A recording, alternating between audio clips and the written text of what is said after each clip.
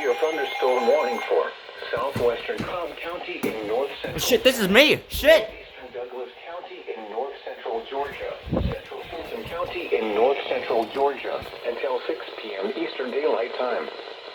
At 5:25 p.m. Eastern Daylight Time, a severe thunderstorm was located over Lithia Springs or near Douglasville and is nearly stationary. I fucking called it. 60 miles per hour in gusts and quarter-size hail. Source, radar indicated. Impact, hail damage to vehicles is expected. Expect wind damage to roofs.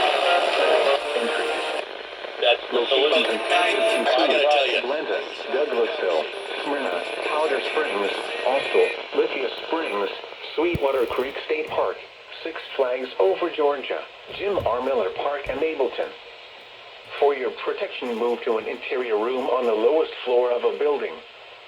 If you see wind damage, hail, or flooding, wait until the storm has passed, and then call the National Weather Service toll-free at 1-866-7-634-466 or tweet us your report at NWS Atlanta.